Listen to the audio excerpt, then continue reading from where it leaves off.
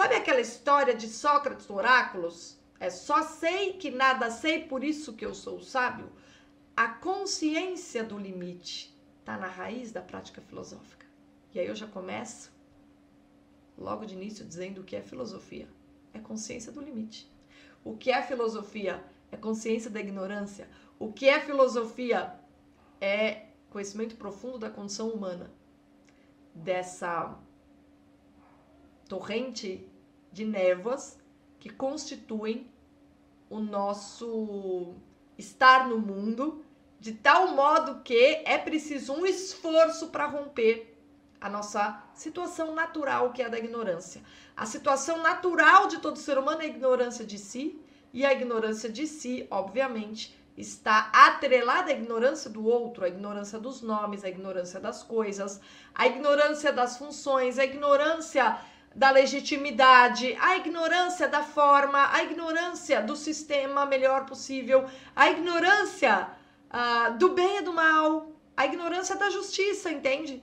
A gente não tem consciência de absolutamente nada quando a gente não parte do princípio da consciência do limite.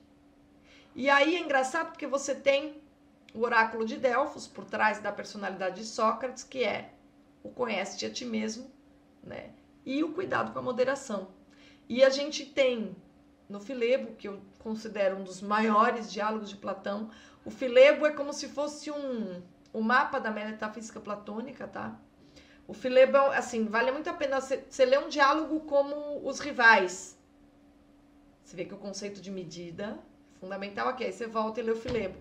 Aí você dá um passo a mais no seu conhecimento do que é o conceito de medida para a prática filosófica. Não estou falando de Platão, estou falando de filosofia, sui generis. Prática filosófica tem a ver com medida.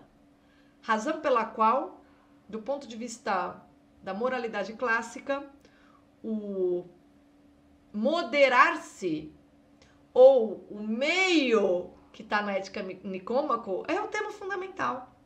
Porque a medida é o grande tema do projeto socrático. E a medida é a luz que orienta a prática filosófica.